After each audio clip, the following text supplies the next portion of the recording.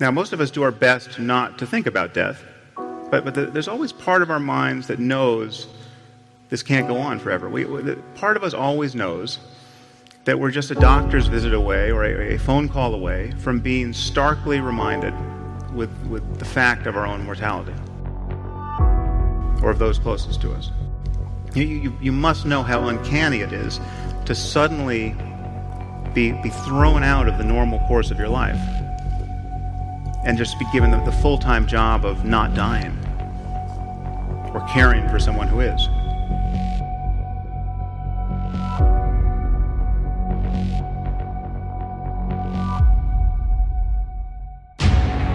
But the one thing people tend to realize at moments like this is that they wasted a lot of time when life was normal. It's not just what they did with their time. It's not just that they spend too much time working or compulsively checking email. It's that they cared about the wrong things. They regret what they cared about. Their attention was bound up in petty concerns.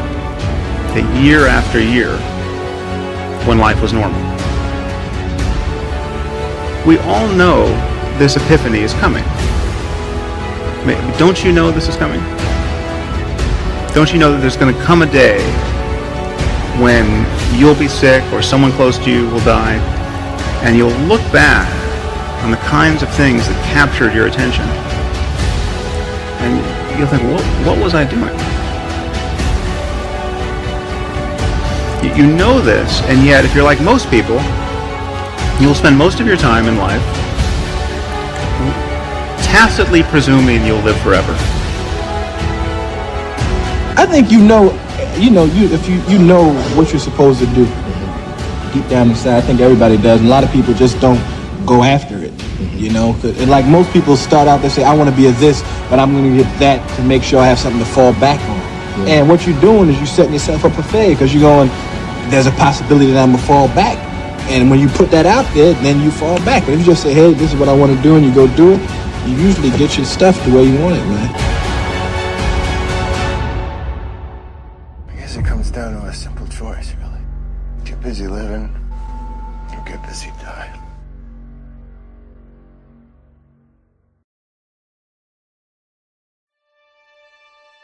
Because even if you live to be 100, there's just not that many days in life. Way too many people in this room are going to spend the next 30, 40 years of their lives trying to check the boxes of the things that they're not as good at, and that you're going to waste a load of time and lose.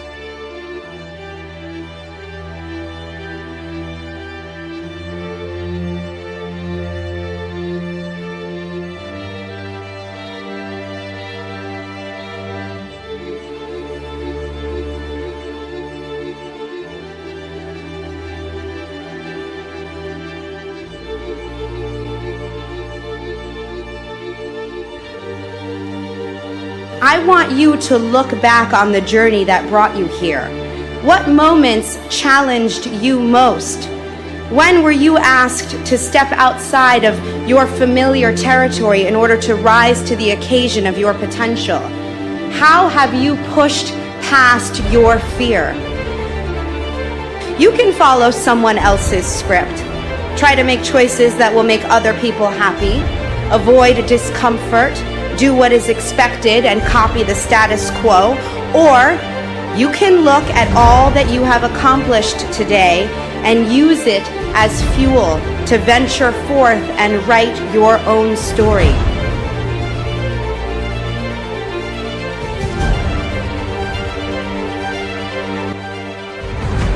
If you do, amazing things will take shape.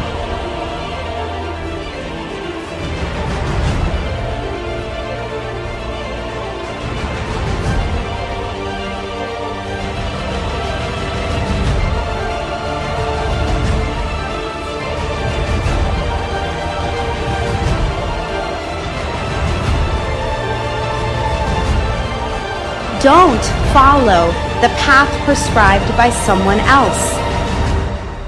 Don't give in to fear. Continue to define your unique path.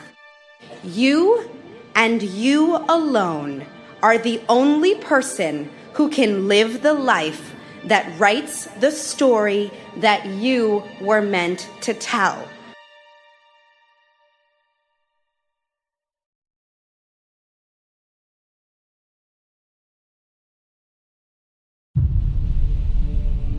You don't get this far. You don't get to this point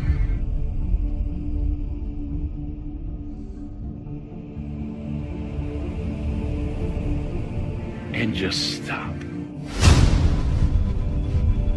You are heroes who have faced fears and taken risks and forged ahead to conquer one of the most important chapters of your life.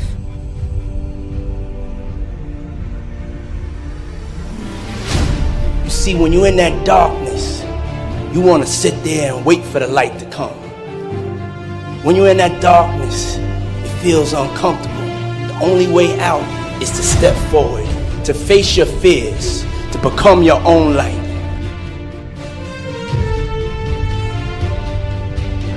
I want you to be fearless. I want you to be decisive. I want you to make a decision right now that when you fail and you fall to your knees, I want you to remember the power of you, and I want you to get back up on your feet. Make a decision today that when you're in the darkness, you'll remember the power of you.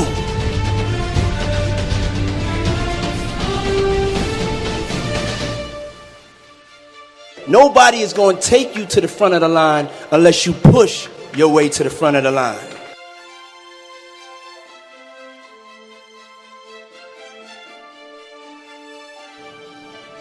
But I want to ask you a real question.